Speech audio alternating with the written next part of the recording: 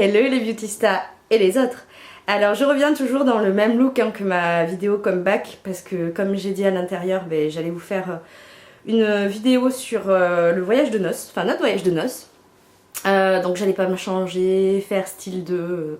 je l'ai déjà dit, moi je suis pas comme ça. Alors nous sommes partis en voyage de noces en Floride. Plus précisément à Orlando et plus précisément dans des parcs d'attractions parce que nous sommes des fans de parcs d'attractions, des fans de manèges, des fans d'attractions à sensations fortes plus ou moins, des fans de Disney, etc. Donc c'était très logiquement qu'on a choisi ce voyage de noces là. Pour nous c'était pas intéressant de prendre une destination parce que j'ai eu beaucoup de fois ah mais vous allez pas du tout vous reposer. Effectivement on ne s'est pas du tout reposé, mais c'était pas le but, j'ai envie de dire. Cet été donc on s'est marié en juin dernier, on est parti en février donc 2017. Cet été on prendra des vacances où on se reposera, mais pour nous le voyage de noces c'était vraiment pour vivre quelque chose d'intense en fait, de partager quelque chose où vraiment on voulait se créer des souvenirs à vie.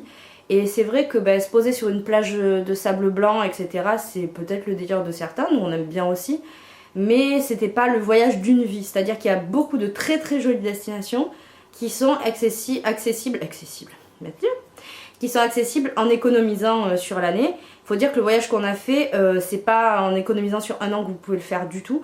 Donc on en a profité que nos invités étaient généreux, qu'on ait eu beaucoup d'invités, qu'on ait eu une somme qui nous ait permis de réaliser ce voyage. Sans quoi on pouvait pas le faire clairement. On a préféré largement ça que de se dire on prend un 5 étoiles sur une semaine à je ne sais où, on va se lever de notre chambre, aller se coucher sur la plage, voir des poissons, enfin bon voilà. C'était pas le... On va déjà sur de très jolies plages l'été en France, parce qu'on en a quand même, mais là c'était pas le délire. Donc déjà quand on s'est marié et qu'on a fait l'urne, on a expliqué qu'on souhaitait partir en voyage mais on n'a pas précisé où, enfin on disait qu'on aurait aimé ça, mais bien sûr nous on pouvait pas savoir combien on aurait in fine pour faire ce voyage là, sinon clairement on serait parti ailleurs, on aurait fait autrement bien entendu. On pouvait pas présumer, ou on aurait complété, c'est ça, mais on pouvait pas présumer de combien il y aurait. Donc on avait fait une urne où il y avait écrit, je crois, enfin c'était notre...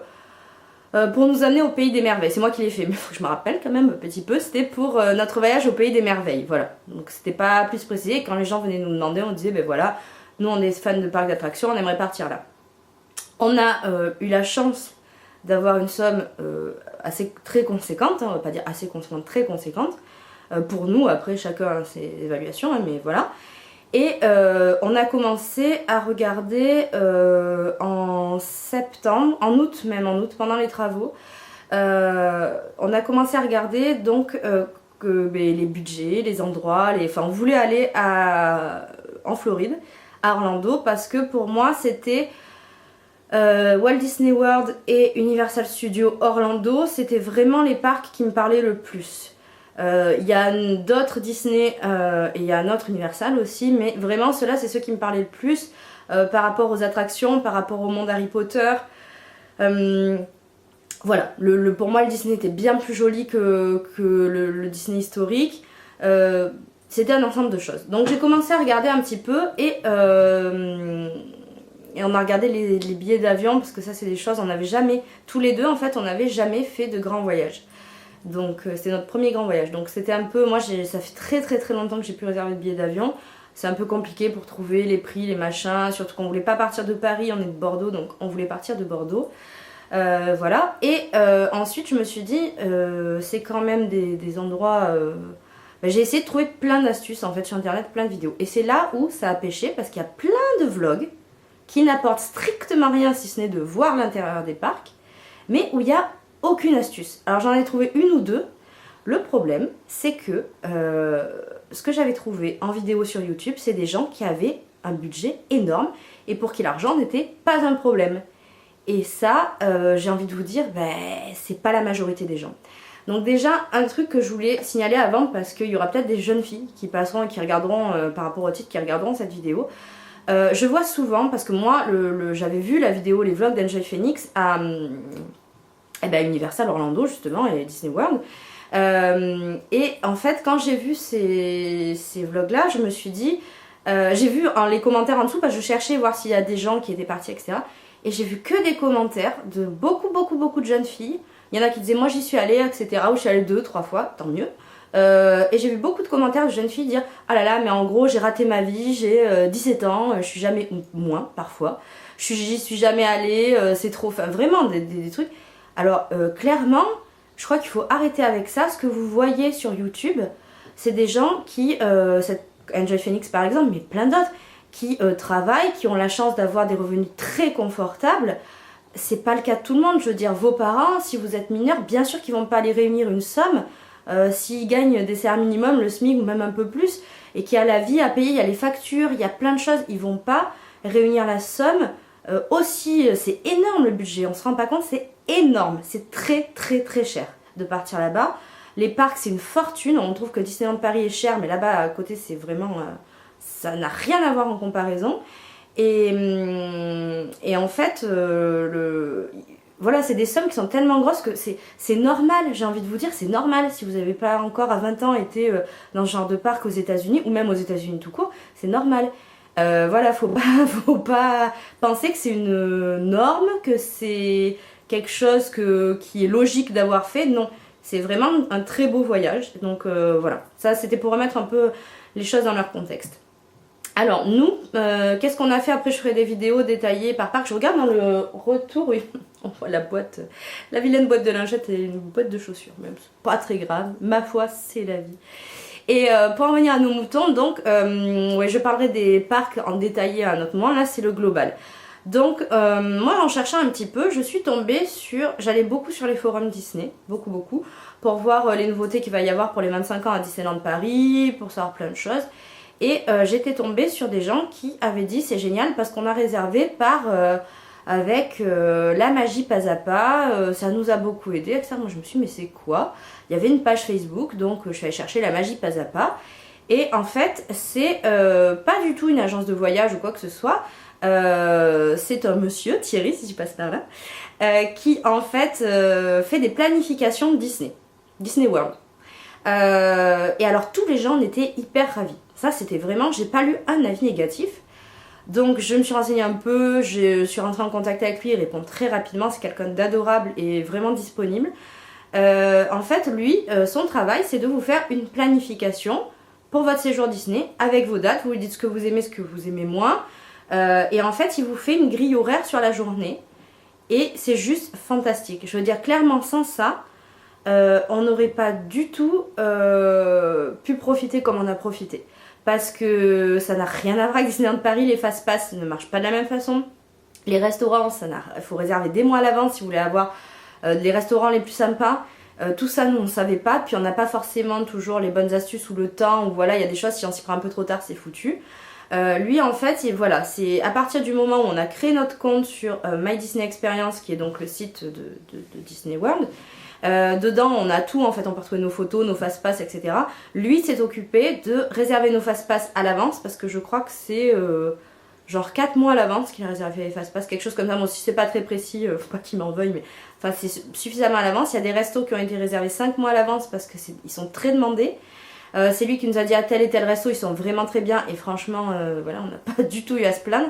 Qui nous a expliqué la différence des plans repas parce que c'est très différent. Pareil chez nous il y a la demi-pension, mais là-bas il y a plusieurs plans repas où on a droit à plusieurs choses, etc. Et c'est très avantageux, laissez-moi vous dire que c'est très avantageux. Les plans repas, c'est lui qui nous a conseillé de réserver par Disney UK plutôt que Disney US parce qu'il y avait des gros avantages et effectivement. Donc moi je peux que vous dire que je mettrai son site en barre d'infos. Je peux que vous dire que si vous devez aller à Disney World, passez par lui. C'est vraiment pas sur la globalité des coûts de tout. Son service à lui n'est vraiment pas cher. Et c'est quelque chose qui vous optimise votre séjour comme vous ne pourrez pas l'optimiser. Lui il connaît parfaitement bien le parc. Voilà, il est toujours... là par exemple, c'est un truc tout bête, mais quand on était là-bas, il nous a contacté par messagerie pour nous dire il y a le nouveau spectacle Animal Kingdom qui a l'air hyper beau, vous pouvez le faire tel soir à la place de tel truc, ce qui fait que vous décalez pas, etc. Et grâce à lui, on a pu voir ce nouveau spectacle qui est juste éblouissant. Donc moi, je vous conseille vraiment de ce qu'il fait, parce que je n'ai pas vu d'autres trucs comme ça ailleurs. Et si vous allez traîner un peu sur les forums, vous verrez que des gens satisfaits. Et nous, on a été très satisfaits. Pour Universal, on n'est pas passé par lui parce que c'est pas le spécialiste Universal. Il nous a donné un contact au Canada, je crois, pour réserver nos entrées, pour avoir des conseils. Et le gentil monsieur par qui on a fait ça aussi nous a donné un genre de planning, voilà, nous a fait aussi un petit peu un planning gracieusement et que c'était très bien fait et ça nous a bien aidé. C'était quelqu'un de très gentil pareil. Voilà, donc moi voilà, c'est des adresses où je mettrai aussi je pense le lien de la personne pour Universal en dessous. Ça a été très bien et on a été très satisfait de tout ça. Ensuite, des petites astuces pour d'autres choses. Nous, on a dormi dans les hôtels des resorts. Donc, on a dormi au Cabana Bay pour Universal, celui qu'on voyait dans le vlog justement de Joy Phoenix, qui est un super hôtel, vraiment. Génial. Rien à redire. Et ensuite, à Disney, on a choisi le Coronado Springs. Voilà, on pouvait prendre un hôtel de la classe au-dessus, sauf que attention, c'est pas du tout comme en France, c'est pas parce que l'hôtel a la classe au-dessus qu'il est forcément mieux, les chambres sont pas forcément mieux, vous avez juste une plus grande salle de bain mais la baignoire est pas forcément mieux, enfin c'est vraiment des choses comme ça. Et notre hôtel était vachement plus joli en termes de tout quoi, il était hyper beau, hyper dépaysant.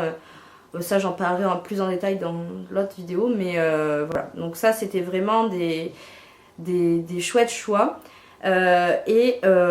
Pour ça le planificateur, c'est un peu le planificateur Disney, nous a bien aidé aussi pour le choix des hôtels, surtout que nous on était à pied, on n'a pas loué de voiture sur place et c'était des hôtels des resorts et on a bien fait parce que le service de navette est génial, parce qu'on est dans une ambiance, on est quand même près des parcs hein, et on est dans une ambiance aussi qui est très sympa et franchement à chaque fois pour nous ça a été voilà, on ne serait pas vu dormir hors d'un resort voilà, quitte à y aller, autant jouer la magie à fond et jusqu'au bout.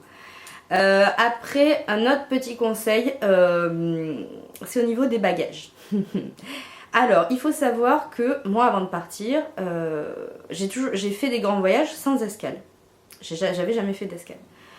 Et bizarrement, avant de partir, tout le monde me disait ah oui, nous on nous a perdu les bagages, j'étais là, ok, donc tout le monde me disait ouais, mais prends quand même des sous-vêtements de rechange dans ton sac, si jamais il pomme la valise. Bon, et il y avait une ou deux personnes qui disaient oh oui, mais ça arrive jamais. En fait, je trouvais qu'il y avait quand même beaucoup de gens à qui c'était arrivé. Donc voilà. Et ça a pas loupé, c'est-à-dire que on a fait Bordeaux, Londres, Orlando. C'était le plus simple parce que sinon il y avait plus d'escales. Et honnêtement, on nous a perdu nos valises. Donc elles sont restées probablement à Londres, ils les ont débarquées et ils les ont pas mis dans l'avion de suite. Il faut savoir que quand vous avez un seul billet, on s'occupe pour vous de transférer les choses. C'est pas à vous d'aller récupérer votre valise, elle passe pas sur le tourniquet normalement. On l'a bien demandé aux agences avant, on l'a bien demandé, tout le monde nous a dit oui c'est comme ça, voilà, vous pouvez de toute façon pas le récupérer, c'est comme ça. Sauf que, vu qu'on était les deux seules personnes du vol de Londres à avoir un transfert, je pense que ça n'a pas du tout été pris en compte, ils n'ont pas regardé les étiquettes, et nos bagages ont été débarqués à Londres, sans qu'on le sache bien sûr, ont dû tourner une éternité sur le tourniquet, être récupérés par personne, gros coup de bol, parce que moi j'avais qu'une peur, c'est qu'on nous les ait piqués, c'était des grosses valises, on a mis des gros tags Disney pour pouvoir les repérer facilement, donc quelqu'un aurait très bien pu se dire, oula c'est quelqu'un qui revient de Disney, on va leur piquer les valises, il doit y avoir des trucs intéressants dedans, vous voyez. On a eu du bol que personne ne les ait volées et elles sont arrivées le lendemain en fait, donc on n'a pas eu nos bagages pendant 24 heures. Ça nous a totalement pourri le début du séjour, ça je vais pas mentir. Ça va être une vidéo un peu longue mais ça je voulais vraiment en parler. Donc effectivement, nous ce qui nous aurait sauvé c'était, moi j'avais des produits démaquillants, du maquillage parce que j'avais peur que ça se casse en soute, donc je l'avais sur moi.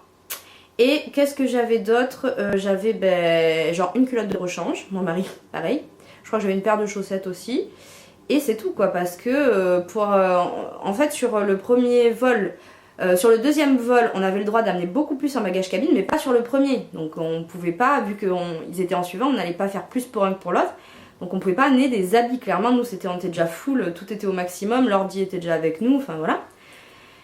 Et effectivement, prenez des affaires de rechange. Donc si vous partez d'un pays très chaud, c'est facile d'avoir une petite robe. Nous, on était en habit d'avion, donc ici, il faisait hyper froid en France. Donc on avait un gros jogging, une grosse veste, etc. Et on a dû se cogner ça tout notre premier jour de parc en Floride où il faisait une chaleur, où il faisait chaud et humide. On a crevé de chaud.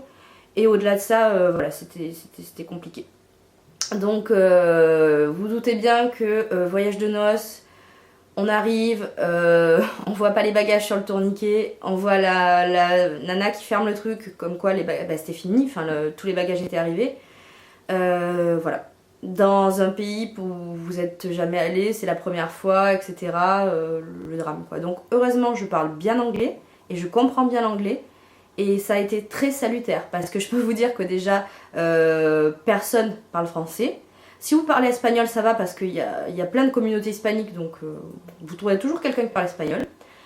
Par contre voilà, si vous parlez mal anglais, je vois vraiment pas comment vous allez pouvoir expliquer, même avec un truc, traduction machin, que vous allez paumer vos valises. Donc concrètement, si vous allez aux États-Unis, essayez d'avoir un minimum une base d'anglais bien correcte. Parce que même dans les parcs, personne ne parlait français. Donc il faut quand même pouvoir bien comprendre ce qu'on vous dit, sachant que vous avez en face de vous des Américains qui viennent d'un peu partout en Amérique, et qu'il y en a que vous comprendrez très bien parce qu'ils ont une diction qui parle un peu plus lentement, qu'ils ont une bonne diction. Il y en a comme chez nous qui ont des accents, je suppose que des Marseillais, des gens de Lille ou je ne sais quoi, pour des étrangers, ça doit être très bizarre aussi à eux d'entendre ça et de comprendre tous les accents. Ben pour nous à l'étranger, c'est pareil. Donc assurez-vous quand même d'avoir un bon niveau, parce que je pense sinon que ça peut vraiment... Enfin, ça fait partie de l'expérience. Si vous comprenez ce qu'on vous dit, même dans les spectacles, si vous comprenez un petit peu les spectacles, c'est quand même intéressant que plutôt que d'y aller sans rien comprendre, je pense. Voilà, donc pour ça, heureusement que je parlais pas trop mal. On a eu, bon, ça a été très long parce qu'on devait arriver à 17h30 et arriver à l'hôtel vers 18h30, le temps de passer les sécurités, la douane, le machin. Et en fait, on est arrivé à l'hôtel à 23h. Voilà. J'étais en larmes, j'ai dit mais c'est notre lit, it's our honeymoon. Voilà, c'était vraiment le truc, elles ont eu pitié de moi heureusement et c'est comme ça je pense qu'on a eu aussi plus vite quelque chose parce qu'au début ils en avaient rien à faire, qu'on avait paumé nos bagages, ils nous laissaient dans un coin, ils ont dit vous êtes sûr qu'elles sont pas là? Écoute Jacqueline, ça fait 15 fois qu'on fait le machin, bien sûr qu'on est sûr qu'elles sont pas là, hein, en plus on pouvait pas les louper nos valises, donc voilà. Et voilà, donc ça a été très compliqué parce que pendant une journée on n'avait aucune nouvelle alors qu'on était censé nous tenir au courant.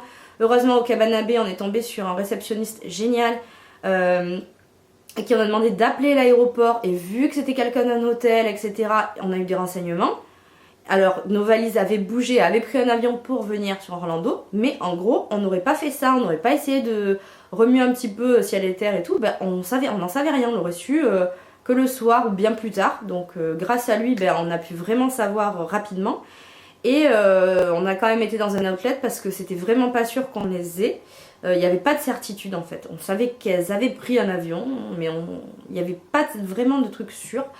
Et donc on est allé dans un outlet, il y en a des très gros à côté, pour pouvoir s'acheter un pantacourt, un t-shirt, des chaussettes, voilà. Donc on a fait un dossier auprès des assurances, donc je pense qu'on va l'avoir dans l'os parce qu'il faut le faire 5 jours après, dans les 5 jours. Autant vous dire que quand vous êtes en lune de miel, vous savez pas du tout ça, vous n'avez pas forcément... nous, le wifi, il y a eu un moment où ça passait pas, enfin bon, voilà. Hein, c'est très bien fait, donc nous, dans les 5 jours, c'était pas possible.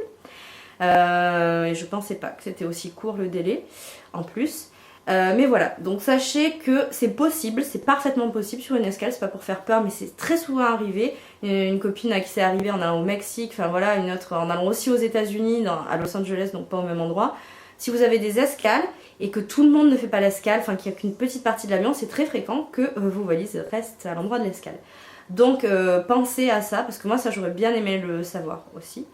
Voilà, pensez à ça, pensez qu'il faut avoir vraiment le plus de choses possible avec vous pour que ça vous impacte pas et que ça vous bouffe pas, même si à chaque fois on est toujours blasé parce qu'on a peur de ne pas les revoir, mais que ça vous impacte pas trop. Voilà, donc ça c'était la petite mauvaise surprise. Et ensuite d'autres avis comme ça, d'autres conseils, j'allais dire généraux, oui. Ce serait j'avais regardé la vidéo, alors j'essaierai de la mettre aussi en barre d'infos, de Patricia B en français. C'est le nom de sa chaîne, hein. C'est une américaine qui vit en France et qui fait des vidéos sur YouTube et qui donnait des conseils qui a fait beaucoup de vidéos sur la vie en Amérique, etc. tout ça, et qui donnait des conseils sur les pourboires, qui a fait une vidéo sur les pourboires, et ça c'est très important parce que sachez-le, en France on est vraiment vu comme de gros radins, mais vraiment. Quand ils savent qu'ils ont un Français à une table, ils disent « Ah non, parce qu'on va encore pas avoir de pourboire ». Chez nous, le service est compris, donc ça nous semble logique que ça le soit partout pareil dans le monde, sauf que pas du tout. Aux États-Unis, les salaires minimaux minimals ne sont pas du tout les mêmes. Et voilà, donc les pourboires, c'est vraiment nécessaire à leur vie, quoi, en fait, et à leur salaire. Donc ça, il faut le savoir. Moi, je savais pas trop précisément combien donner pour être poli, parce qu'il y a un minimum quand même. Hein. Donc sa vidéo est très bien et explique les choses. Donc de ce côté, ça m'a beaucoup aidé. Ça c'était. Et puis je trouve que c'est toujours quand même mieux d'avoir les conseils d'une américaine qui a vécu en Amérique plutôt que quelqu'un qui est allé en Amérique et qui fait genre je connais tout. Là au moins c'est elle quoi en fait. Elle vous parle de son pays, elle vous parle de voilà vraiment des choses. Voilà, et essayer de donner la meilleure image possible des Français parce qu'on a quand même une très mauvaise image. J'ai compris pourquoi, parce que c'est vrai que on se comporte pas forcément très bien. Je parle pas de nous, mais en particulier, mais en règle générale, c'est pas la même mentalité. On s'est très très bien senti là-bas parce qu'il y avait beaucoup de respect, il y avait le respect des files d'attente, le respect des gens du parc. Le respect entre les gens, enfin vraiment ça on l'a pas. Vous allez à Disneyland Paris, c'est pas du tout la même chose, mais du tout. Donc ça c'était très agréable et effectivement il faut essayer voilà, de pas faire les gros bourrins qui ont pas de respect, qui arrivent, qui veulent tout avant tout le monde, qui sont blasés, qui voilà. On a croisé très peu de Français, très peu, de deux familles, hein, sur 10 jours. À Universal, un, je crois, et à Disney, un autre. Voilà, donc autant dire que les Français, il y en avait très peu. On était juste avant le spring break et juste après une semaine fériée. Un jour, faire un truc férié, enfin des vacances, quoi. Voilà. On a croisé pas mal de Canadiens, par contre, parce qu'il y en a, il y a beaucoup de Canadiens, de Québécois. Donc le seul Français qu'on a entendu, c'était des Québécois. Voilà. Sinon, en termes de monde, là c'était la période idéale parce que à Universal il y avait vraiment pas beaucoup de monde. Disney il y avait du monde plus à des moments qu'à d'autres, il y avait plus de monde qu'à Universal, ça c'est sûr, mais ça restait supportable. Et surtout en termes de température, c'est génial parce que donc c'est chaud et humide. Alors nous, avec la chaleur qu'on a eu là, on a trouvé ça très agréable. Il faisait au minimum 21 et au maximum il a fait 31 degrés. Il faut savoir que chez nous, à 23 degrés, il fait chaud, mais sans plus. Enfin, on peut se mettre un t-shirt, bien sûr, mais il y a toujours souvent un fond d'air frais, il faut mettre une petite veste. Enfin, voilà. Là-bas, à 23, clairement, vous mettez pas de veste. C'est-à-dire qu'à 7h du matin, vous avez, enfin 8h quand on arrive au parc, vous avez chaud. Donc, vous virez la veste. Ça, c'est l'humidité qui fait ça. C'est pas du tout le même ressenti de température. Et c'était une température qui était très agréable parce qu'on était tout le temps en t-shirt. On est allé à la piscine, on s'est baigné, c'était génial quoi. On a pris des gros coups de soleil avec de l'indice 50 parce que c'est pas le même soleil non plus, c'est pas la même. C'était en plus nous le premier soleil de l'année, mais moi je prends quand même pas de coups de soleil avec indice 50 d'habitude. Voilà. Et c'était très agréable. Je ne me verrai concrètement pas du tout, mais alors du tout, y aller plus tard dans l'année. Même avril, parce qu'il commence à faire très chaud, il fait 38 degrés, etc. Honnêtement, dans les parcs d'attractions, je parle là, si vous allez à Miami ou sur la plage ou que sais-je, ou que vous restez à l'hôtel, pas de souci. Nous là, on avait déjà, les jours où il a fait 31, on avait déjà très chaud. Quand on attendait dans des files ou pour des spectacles, que le soleil reflétait sur le bitume et tout, on avait déjà très chaud. Je m'imagine pas du tout, par une chaleur écrasante, peut faire jusqu'à 42 l'été en Floride. C'est l'état du soleil d'ailleurs, ce qui est marqué sur les plaques d'immatriculation. Je me vois pas du tout le faire avec cette chaleur-là, non. Je pense que c'est pas gérable. Enfin, niveau agréable, vous serez crevé beaucoup plus vite, vous allez coller à la mi-journée, ça sera là. Vous faudra boire tout le temps, enfin et aller aux toilettes tout le temps, du coup. Mais non, c'est vraiment, pour moi, ça serait pas gérable. On le referait en février ou en mars, mais pas plus tard dans l'année parce que voilà. Là, ça reste très agréable en termes de monde. Bon, mars, il y a le spring break aussi, il faut faire gaffe, mais voilà, en termes de température et de fréquentation, je pense que c'est top, vraiment. Je sais que juste avant qu'on y aille, donc début février, nous on est parti le 18, début février, il a fait très frais, mais vraiment très frais, ça veut dire qu'il faisait 10 degrés, il a fait 10 degrés le matin, quoi. Enfin l'après-midi, il faisait 15. Donc il faisait très frais. Donc je pense que j'irai pas non plus avant, mais pas non plus beaucoup après. Je trouve que cette période est vraiment top et en plus ça vous coupe bien l'année et ça permet que quand ici c'est l'hiver, on aille là-bas et qu'il fasse un temps chouette.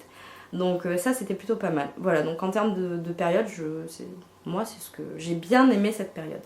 Et après la pluie, on en a eu un jour, toute une journée. Par contre c'était pas les averses, comme on dit en Floride il y a que des averses, c'est pas vrai. C'était toute une journée de pluie, par contre il faisait pas froid. Ça nous a pas plus handicapé que ça, c'était sur le parc d'Epcot qui est un parc où il y a beaucoup de choses à l'intérieur. Voilà, mais le reste on a eu du très beau temps, donc voilà. Alors je vais arrêter là pour cette vidéo, après je vais consacrer une vidéo par parc. Ce sera plus simple et ça permettra de... On peut pas tout dire sinon ça durerait 4 heures. Voilà, j'espère en tout cas que ça a pu vous donner des petits conseils. Je mettrai comme j'ai dit tous les renseignements en barre d'infos. Parce que voilà, nous c'est des choses qui nous ont été très utiles et que j'ai eu un peu de mal à dénicher. Donc voilà. Je vous dis à très très vite et je vous fais des gros bisous. Ciao ciao.